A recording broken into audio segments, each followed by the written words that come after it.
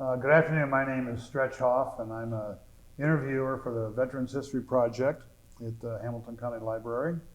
And today we have Mr. Harold Davies with us. And he was a World War II veteran with a very interesting story. And we welcome you today. And thanks for your time. Thanks for coming here. I thank you for having me here. I grew up in Dillsboro, Indiana, where my dad had a farm. There was 12 of us in the family, and I was number 6. I had 2 sisters who just passed away here in the last couple of years, and one was 96 and the other 92. And I got another sister. Another sister. She'll be 96 her birthday, and right now I'm 90 years old. On February the 12th, my wife passed away when she was 94. I mean 84. And when I grew up on the farm, you couldn't get a job decent. And Martin Fessy told me that if I worked for him, I'd get $1 a day, and if I worked up till 8:30, 9 o'clock, I would get 2 meals. I'd get my dinner and my supper. And of course, I felt like, might as well go into service. I get $21 a month. A month. It's just, and so you said earlier that this was after your sophomore year. Yeah. In high school. Now, what year was this? Was this? Let's see. I went into service when I was 18 years old. Okay. Yeah, and of course I stayed till I was. Yeah. What kind of work were you doing for $1 a day? We cut corn and pallet and pals, and then we come back with loaded on a wagon, throw it into. Okay, so it's another farm that you're working. Yeah. Okay. I can't imagine doing that much work for just I know. But that's the way it was back then. You accept it and you went on. And my dad, he worked hard on the farm, which he mostly raised tobacco to pay his taxes and everything. And one year he said he didn't even get enough out of his tobacco to pay his taxes and pay off his food at the store.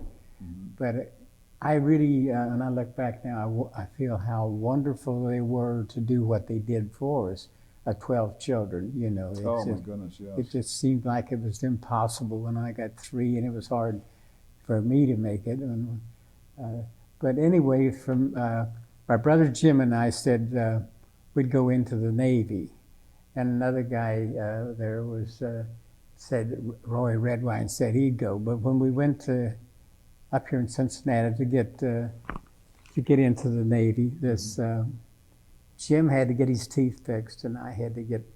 I was the only one that passed. I was automatically in, and Roy, he was too young. He was 17, so I ended up. But then Jim got his teeth fixed, and we both went to Great Lakes. That was a requirement for him to get his teeth fixed? Yeah, they was real strict back then. And of course, I went to Great Lakes for, I think it was 7 weeks back then. And when we come out of training, when I was up there, I carried the flag for my company. And of course, when I came home for I think it was a week, and I went straight to San Diego, which we got on the Yorktown, Jim and I did, and we was there for just a short time. We went from San Diego through Panama Canal to Norfolk, Virginia. Now, what kind of training did you have though prior to getting on the ship? Well, it's more or less just regular that you go through training in, In San Diego, or the Great Lakes? No. The Great Lakes. Yeah, okay. Great Lakes. But in San Diego, we got on the Yorktown there. Okay. And as soon as they got the whole crew on there, they left for Guadalcanal. And now I'm telling it wrong. Went through Guadalcanal to Norfolk, Virginia, and from we more or less was in the northern part, up around Iceland and Greenland, and we more or less looked for, German subs and submarines were, and after we went in one awful storm up there. It cracked the hangar deck where the water would be higher than, I'd say it almost took water on the flight deck. Wow. The destroyers went completely out of sight. And the cruisers that had airplanes on them washed them all off. Ooh. But then we come back. We made several circles around in North Atlantic, and after that we came back into Norfolk, Virginia, where when we was sitting there, just doing the natural things, they got word that the Japanese had bombed Pearl Harbor. Right. So when we no time flat, we went through Panama Canal. And if I interrupt you, one thing that's surprising to me is when I read the article in the paper about your service, they said that the Yorktown was in there for repairs, right? And they said in 72 hours they got that ship ready to go. Back to, yeah. Well, this is the first one to hit the Japanese at that time, the Gilbert and Marshall Islands. And I didn't see much action there. But when I left there and went to Pearl Harbor, on both sides of the part, and if you went into Pearl Harbor, there's waving their hats and just tickled to death that, that was the first ones to hit the Japanese at that time. And that's when we was there, and we was to go into the South Pacific, which was more or less just hitting different places down there. There was one place we hit was Leahy, and that's around Guadalcanal and Tulagi in that area. And we, after a long time, we was out at sea for 101 days. That broke a record at that time. Of course, now it's broken. A lot of. And what was your job on on there? I was on a 1.1, and it was a gun that you had about 17 people. You had 4 first loaders, 4 second loaders, and then you had a pointer, which that's what I was, who fired the gun. Then you had a trainer that trained the gun from right to left. And then you had a gunner's mate that made sure that the gun fired, that you wouldn't have any problem. And then you had an officer on there that more or less was in charge of the mount. And then you had a second-class boatswain mate was actually in charge of my division on the gun. And is this an anti-aircraft gun? Is that what this? Yeah, they was 1 inch and 1,000. How big the bullets were. Okay. And there was 8 of them to a clip. And then you had 2 clips. When they fired out the left side, it would tilt and go to the right side, then it fired, and then the guys would take the clips out of the left side, and it just fired back and forth. Oh boy. And you fired like 1, 3, 2, 4, 1, 3, 2, 4.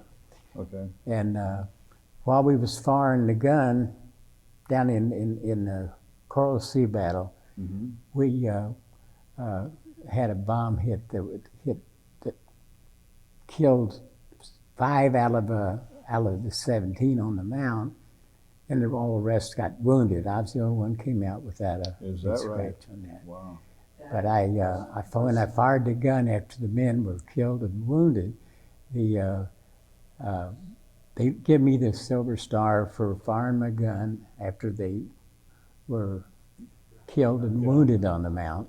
Yeah. And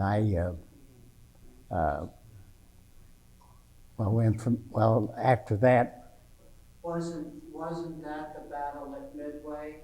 The battle, of course, Coral Sea happened first. Oh yeah, I got ahead of Sea was myself. first. And that was This where the main oil tank was. I'm sorry. This was the Coral Sea battle, which we came out of that in good shape in the sense we had bomb hit up north in the north side and So you one won your at Silver midships. Star at Yeah, and, Midway or Coral Sea? huh? You won your Silver Star at Midway or And Coral? it was in Midway. Now explain something to I'm me. You have a mount on the ship. You had 17 men. You said. How many mounts were there? I mean, were there? How many one? How many mounts or how many anti-aircraft guns were there on an aircraft? There was 4 of them. You had number 1 that was on the flight deck. Okay. Number 2 was up a short distance. Okay. And then number 3 was the one I was on, and then number 4 that was on the flight deck. Okay. And anyway, when we left the Coral Sea battle, which they claimed it saved Australia. Now, I've heard that several times. And we left the Coral Sea battle, which I told later that Buckmaster seen that when the bombers were coming in, and we got those 2 hits and a near miss, he seen the torpedo planes coming in. So he as soon as he seen that, he went ahead and give it a hard right rudder.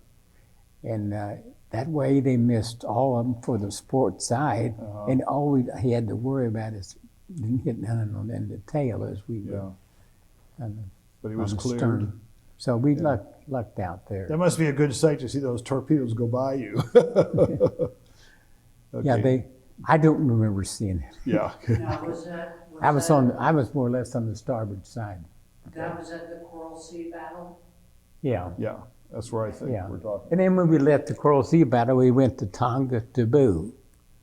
And we was leaving an oil wake behind, and we was afraid that they would, discover where we were. Mm-hmm. But we went there for one night and then went on to Pearl Harbor. Okay. And we was in there, it was fixed up in 48 hours to go to Midway. Mm-hmm. And we, more or less, they said the Enterprise and Hornet was way ahead of us. Mm-hmm. And so they had us, I don't know, anyway, the Japanese could see the Enterprise and Hornet with all the different ships protecting it, Right. and we didn't have near the protection they had, and that's why they came back and fired upon us. And Okay. I think we took 4 bomb hits and 2 torpedoes. When the bomb hits was one that I was telling the story about. The men were killed on my mount. There was 5 of them, and Zimmerman was a real good friend of mine. He was the gunner's mate on there. Mm-hmm. And Gibson was my trainer. And Johnson was a man down in Kentucky. There was a second-class boatswain mate in charge, and he got killed too. So Anson LeBrands, he was my officer on there, and he lost. Well, he's temporarily knocked out from the concussion when the bomb hit. So, and then when I kept firing the gun when I didn't have a trainer, and I didn't have there was others who was killed, either wounded, was taking care of them. I felt a little guilty that I couldn't get out and help the ones that was wounded. But when I went through training, they said never leave your battle station. Yeah. Mm-hmm. So I fired the gun, even though I couldn't do that much good. But somebody saw me, and that's when they put in for the Silver Star. Yeah. And Excuse me. I've always been thankful that that I did what I was supposed to do in That's that case. your job, and you stuck to it. That's. Because I think a big temptation would be to get out and try and help. But now you had 4 stations on it, and where yours was number 3. Yeah. And where is that on the ship? It's after the stack, the bridge. Okay. And I had experience of steering the Yorktown, and it was the regular helmsmen would be the ones that most gently in the battle, or rather, and of course I had my battle station, but I always kind of thrilled that, when I was steered to You Yorktown, did? they, How did that happen? Captain Buckmaster was behind me, and I guess I must have been a little scared. He said, "Don't be scared, boy."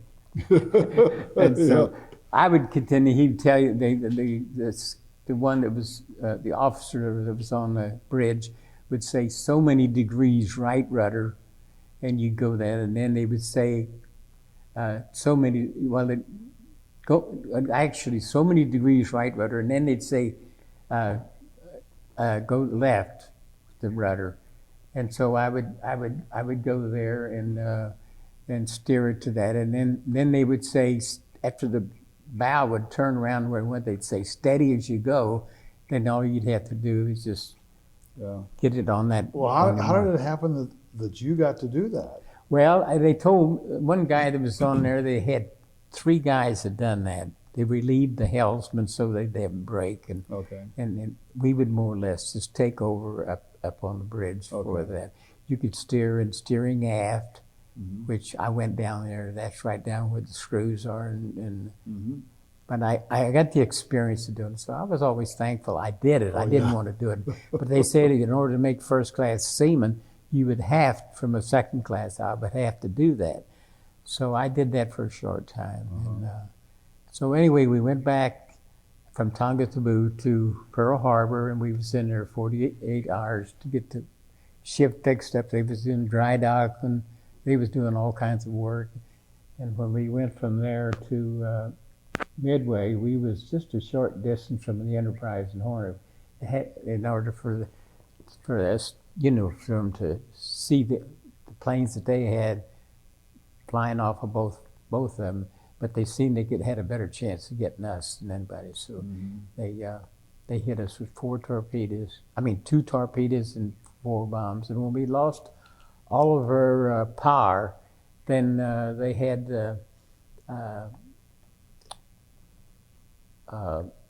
just sit there. I don't know, Buckmaster, he more or less said, prepare to abandon ship. And the ship was listed about 45 degrees at the time. How much time was there from the time you got hit till that point right there? Oh, from that time, it probably wasn't over 30 minutes after they lost all power.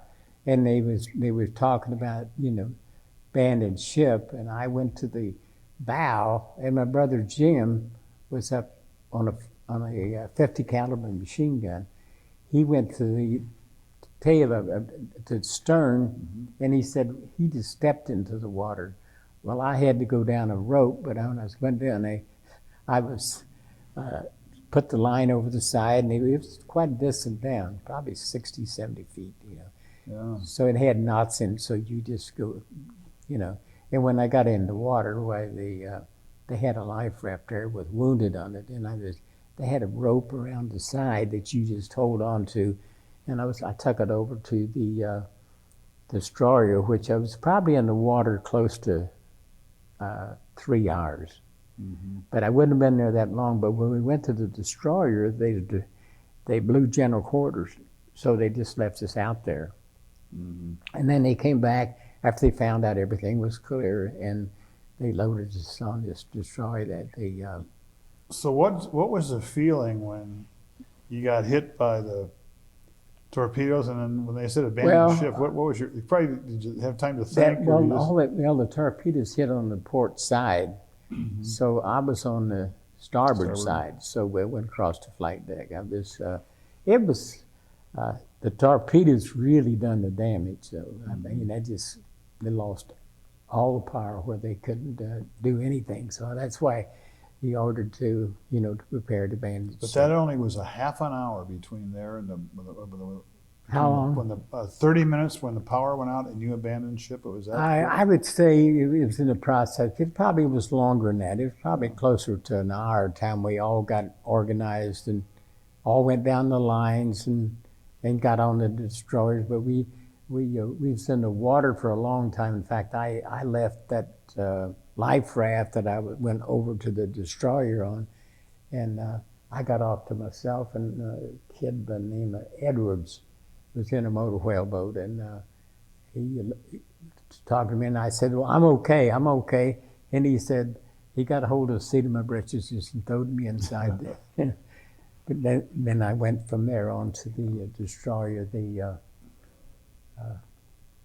what was one I was, Started with a D, I think, didn't it? The one thing about the life raft was that he actually helped push that life raft with the wounded over to the destroyer. So he wasn't just hanging on to it, Yeah. he was swimming and pushing it. Oh, boy. yeah, we had several on there, around the Yeah. edge, taking it over there. How many, do you remember the numbers, like how many men were on the ship? And how, I know you lost, did you say in the article about 50 men? Yeah, see, the flight crew was added on to that too. But I think they said about 3,000 men, including The the total? men, the ones Yeah. on the aircraft carrier, plus the men that took care of the airplanes, and they had SPDs and what was it? They had the F-4F, I think, for fighter planes, Yeah. and the torpedo planes was TBDs, I guess they called them, yeah. Mm-hmm. And of course, they hit 18 for a squadron, so that would be. Yeah. I think I read, you correct me if I'm wrong, but there was someone over like about 300 people that did not survive. But of 3,000, I mean, it was a tremendous rescue mission, it seems to me. Yeah.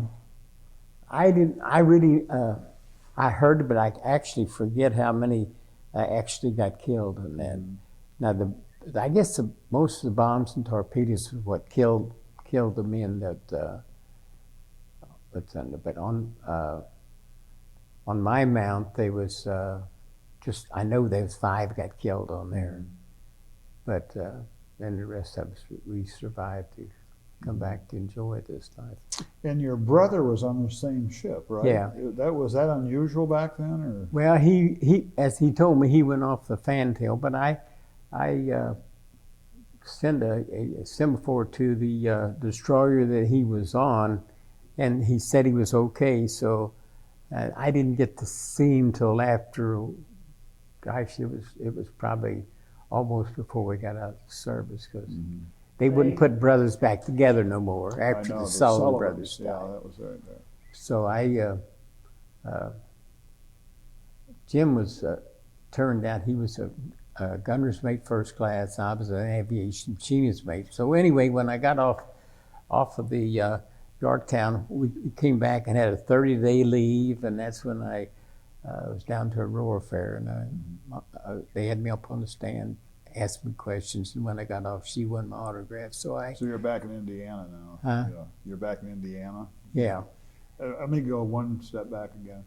Did you actually see your ship sink? I mean, did you all? No, it sank, I think, on the 7th day, and the Yorktown was hit on the 4th of June. Okay. And I probably was back close to Pearl Harbor when it went down. They put a skeleton crew back, and a friend of mine went back, and he got the Bronze Star for going back on the Yorktown. Of course, then they had a destroyer was tied up to it, given the power, but when that Japanese sub shot torpedoes and it eliminated it in a hurry, and the Yorktown went down about 3 miles down in the water. Yeah. And then the way the ship was built, it just went straight down like that, and was on its keel down 3 miles. It's hard for me to believe that the water's that deep. Yeah. But we got information on that later that they done that.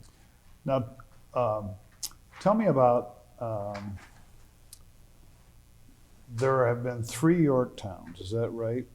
There have been 3 ships named Yorktown. Now that Or was there only? yeah, there was another. It wasn't named Yorktown. I don't think it was. It was like a destroyer. Now the Yorktown CV-10 was just like it, which they put out of commission. It was down in South Carolina. It's in I went Charleston, on it, right? and the one I was on was the number of it was CV-5. Okay. Now, it and the Enterprise were sister ships. I think the Enterprise was either 6, the Yorktown was 5, and when they had this new one was being built, and that more or less confused the Japanese, they went to well, they went. It never was sunk, No. and it was number was CV-10, and of course the Lexington was sunk in the Coral Sea, and that was a sister ship to the the Lexington. 5. It was at Saratoga. I think they was. So there were really only 2 aircraft carriers named Yorktown. Yeah, The I one think you were that's all. on, Yeah, and the then one is now in Charleston. yeah, then they had another one. It was in the name of the Yorktown. I think it was like a high sophisticated destroyer. Yeah. It's really. I didn't get to go to that. They had it where I could have went, but I just didn't get to make it. Okay. Okay. So now you were taken off the Yorktown and continue. Then did you go back to Pearl? Was that where you were? Well, yeah, we went back to Pearl Harbor, and I got on a transfer ship and went into San Fran, and from there we had that 30-day leave, which I went home, and that's when I met my wife back then. And then after the 30-day leave, we went back to Oakland, California, and we got in a squadron. They called it. They're more or less just to. Well, they had SPDs, and when we went over there, we had OS2Us, but they was on floats. And I made third class, and I went on and was plane captain and took care of the airplane, made sure it was ready for Ensign Hagee and then later on Ensign Schultz. But I more or less would run it up to got 150 degrees, and I would check the mags out on the right and left mag, and the pilot would take over. And Now, are you on another aircraft carrier with this job with the airplane? Is that what you're saying? Or no, this is I'm confused. afterward. This is after the Yorktown went down. Yeah, and and I went back overseas right. again. Yeah. Yeah, there was a. I forget how. So many. you're working on airplanes now. Is that what you're telling? You say you're working on airplanes now? Well, they was they. Where were you stationed when you were working on those planes? Well, I was stationed out in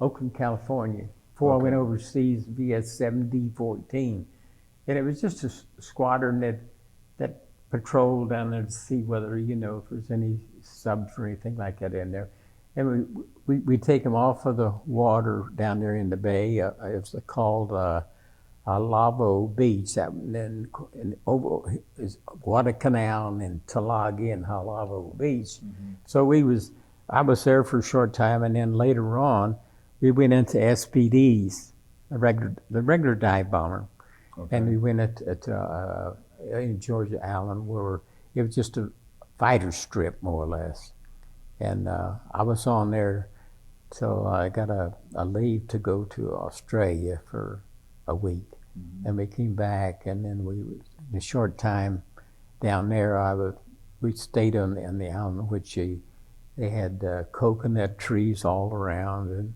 I did get when I went in the hospital, I was playing ball there on the beach, and they put a gauze in there that swelled all the way up, and I was laying there in the hospital with a guy that was, I think he said he was in the 1st Marine Raiders, and I think only 3 or 4 of them lived out. Of course, then the 2nd Marine Raiders come in, and they was the ones that more or less took care of Guadalcanal and Tulagi.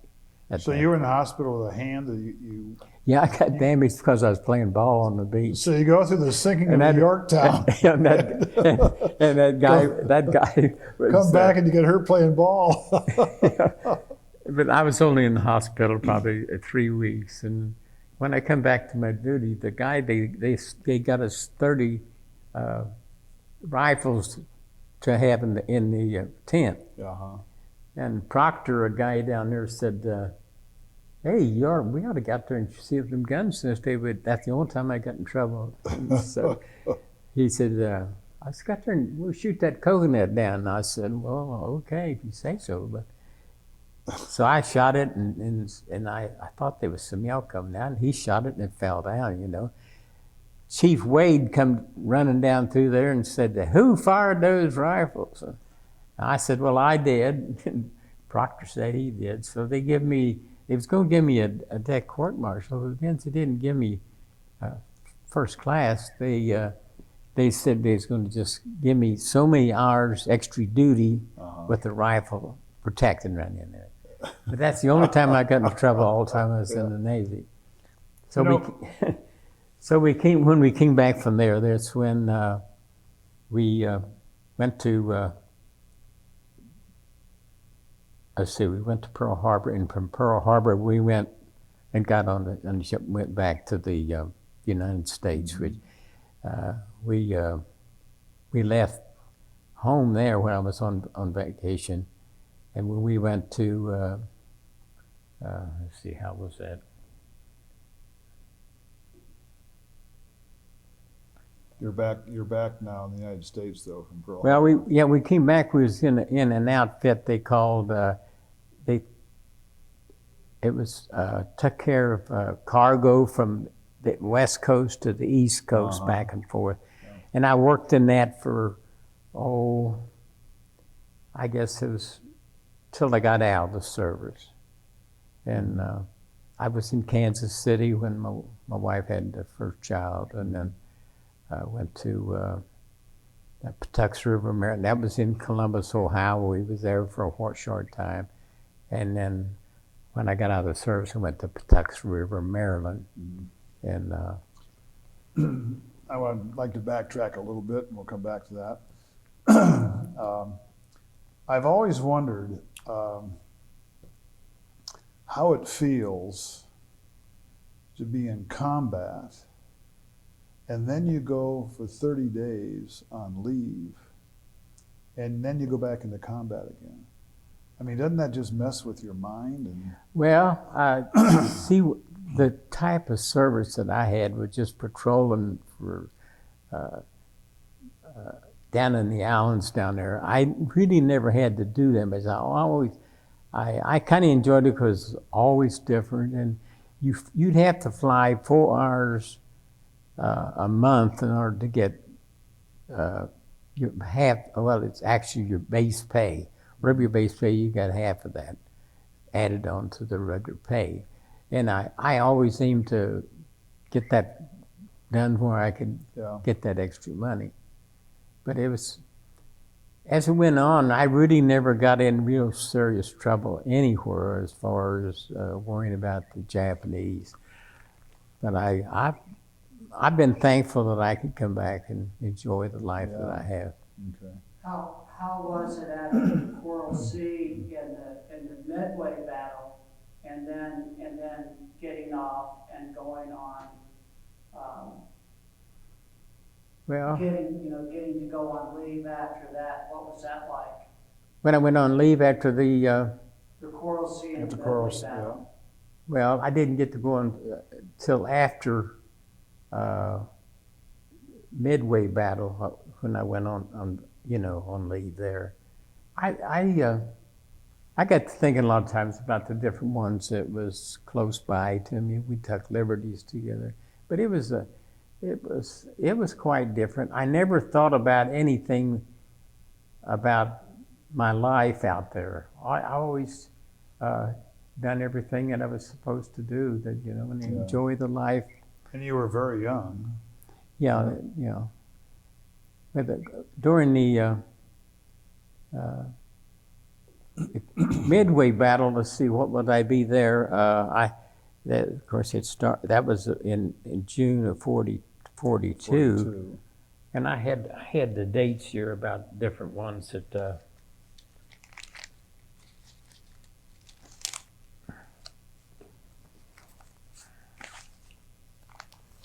Give you some idea. On February the 1st of 1942, we hit the Gilbert and Marshall Islands. See, that was pretty early. That was actually real close after December the 7th. See, and on May the 8th of 1942, the Battle of the Coral Sea. And in June the 4th of 1942 was the Battle of Midway. I just happened to write that down to make sure that I got those dates right. But I've always been so thankful that I came and I told one of them, I said, I think God was holding my hand. Absolutely. To be the only one. I only got one little thing, and I never did report it for the simple reason I didn't know exactly what there's a piece of metal right in there. That's why it's dark. But I didn't know, when you got in that oil, you black time I got aboard the destroyer, I laid down and rested for a long time before I ever took a shower. So if that was, probably heat was all covered over, which, and I don't never, and later on I seen that, but I said, well, I don't know whether that's a piece of metal that could have happened, so I wouldn't put in for it. If I'd have known it, and at the time I would have. So it was a piece of metal. Well, I don't know. I think it was. I don't know what else it could be, but being black that way and under the skin that way. So I said it wasn't that important. I was just thankful that I come out of it alive. I'll bet. Oh, absolutely. And Jim came out of it okay, and he was a survivor. Jim, he came out there, and he was on a ship. They called it the USS Absecon. And he stayed on that, and he went to Florida, and he got married from a woman down there. And then when we came back, Jim helped me build a house. It's hard to believe that it was that cheap. It was a yellow buff brick with a full basement, and it cost $6,000 for the house, and $500 for the acre land. So $6,500 for a house, a 3-bedroom. It's hard to believe that, that we could have done that, but Jim taught me a lot, and then I built this last house. It was a 3-bedroom brick, and it looks like it's almost new today, and it's already up there in years. Yeah. But I built it for $13,000, and then the 7 acres, I $7,000 for so $20,000 for it. So that made it possible for me to retire and still, Okay, let's talk about after the war. I know you met your wife in Indiana on a leave, and after the war, then you came back. And want to pick it up from right there where? Well, I couldn't get a real good job. I got a little job there at Seagram's in Lawrenceburg. And I worked there a short time, and they finally laid off people. And a daughter got rheumatic fever, and they did pay for the insurance on that. And then I got a job in Cincinnati here at Fair and McAlpin Warehouse. You're married at this time? So did you get married right when you came back? Is that what, yeah. Okay. And when I got a job there, my uncle was the one in charge at that place, and he done me dirty. He laid off a guy that was helping me, and I couldn't take care of everything just the way it should be, because you had to put your like the refrigerators all through the numbers 6s and 7s and 8s and 9s. And so I happened to, when I was taking them and uncrating them and put them in up for storage, I happened to have a 6 cubic foot in back of a 9 cubic foot. And when he asked me if I had a 6 cubic foot, and I said, no, I don't think so. I don't see none on the floor. So when I got straightened them out and putting the 9s where they went, and the 7s and the 6s, I found that 6 back there, and I went down and told him. And he's my wife's uncle, and he was actually a man that was, what was he over at Covington? Well, he was the mayor of Covington. Mayor of Covington, Claude Hensley. I don't know if you ever heard of him, but anyway, I got that. And then I got on with TWA for 35 years. Worked there till I retired. I started. Yeah. What were you doing for them? What was your job? I was a lead agent. Took care of assigned 11 men. So many on the ramp, so many in cargo, so many in the baggage, and I had to write out all the information, when they filled out their cards. But that's 35 years. That was good. And you had how many children? I had 3. Uh-huh. Yeah, I lost one son. He was 22 when he passed away, and Tim just turned 59? He's turned 59 on November 12th. 59, and Sherry's 68? I'm not sure, maybe 67. She's almost 10 years older than me. Yeah. She was the firstborn. She was the child that was born in Kansas City. Yeah, well, Kansas City, Kansas. I was in Kansas City, but the hospital was in Kansas City, Kansas. When your service was up, was that like 1944? Yeah. Okay. Well, you got out of the service in 1946. Is that correct? Or was it 44? Well, you're right. I went in 40 to 46. 44 is the year we got married. So you were still in the service. The Japanese surrendered then. Right. And where were you at that point? Where were you located?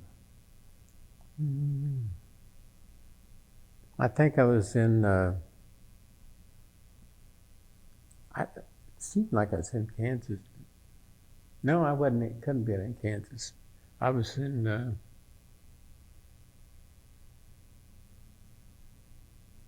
Were you back It in? was in August of, wasn't it in August of 46 that you got out? And Yeah, at but that he wants time you were to know married. where I was at when Right. so that had to be when I was in.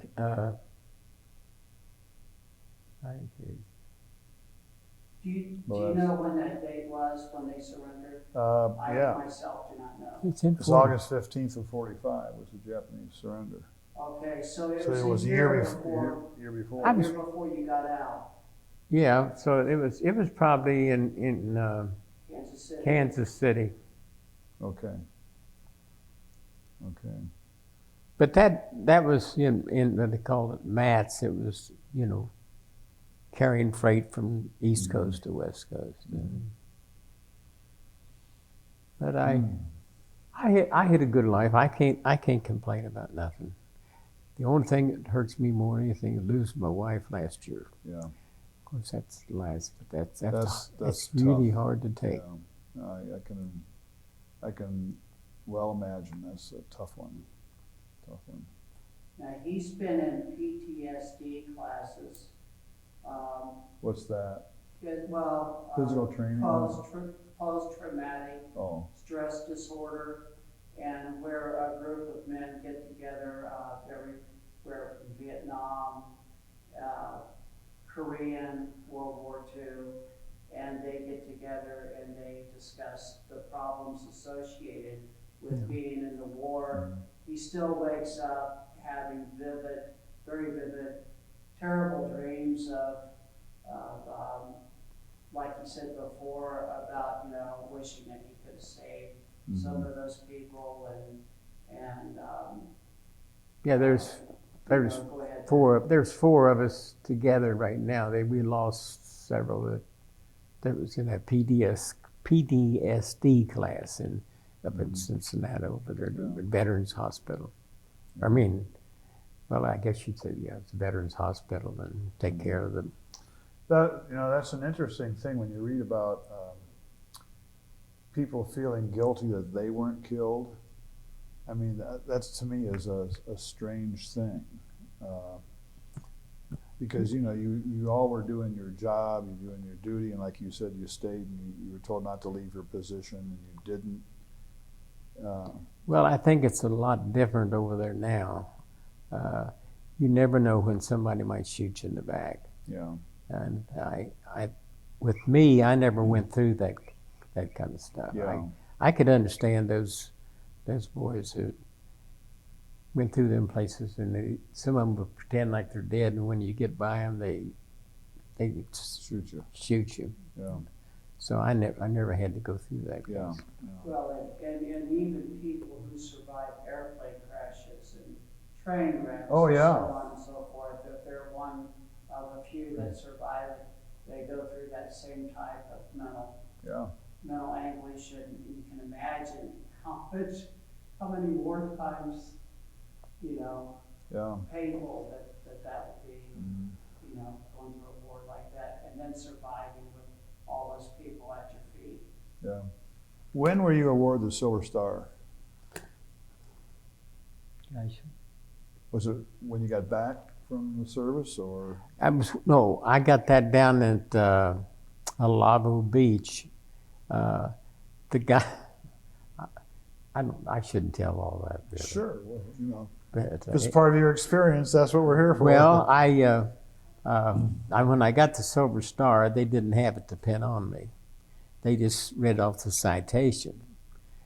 And the yeoman that worked in the office sent it home to his girlfriend. I think that's somewhere either out there in California. I don't know. I never did hear where that, but anyway, I didn't get it till I got back. And then when I was in Kansas City, I called. I think it was somewhere in St. Louis or somewhere where they sent me the Silver Star. Okay. So one of them things you don't know anything about. Yeah. But usually your captain will take and pin the Silver Star on you. Mm-hmm. I know Connor, he got the Bronze Star, and they pinned it on me, and they said, well, it didn't come in. Mine didn't, so I got the paperwork. I do have the paperwork. I wanted to give you all for that. Okay. Would you have anything more to add about your experiences? It's been very, very, very interesting. Well, I guess that's about the extent of it. I right now I'm lucky to get I mow about an acre and a half. Tim would do it, but I'd said I need the exercise, so I aim to take care of the yard and the field. I don't mow the 7 acres, but I mow probably 3 acres altogether. Is that right? Yeah. Is any of it? Do you plant anything? Is it part farm and part residence, or not? No. What was it? At one time, it was part of a 2,000-acre land grant given to a gentleman who was in the Revolutionary War, I believe. Oh, wow. That was a captain, Bullets. His name is Bullets, and you have Bulletsville and Bulletsburg in that area of Kentucky. And he owned 2,000 acres and never came to Kentucky, but it was passed through several different families and then eventually divided. Okay. But I really have had a good life. I never dreamed I'd ever be 90. Yeah. And I know I've kind of gone downhill the last 2 years. Well, it's about time. But you're in great shape, I think, and a good sense of humor. And I very much enjoyed this afternoon with you, and thank you for your service. Thank you. And this has been a wonderful meeting, and I appreciate it. Thank you Thanks a for lot. all that. Okay.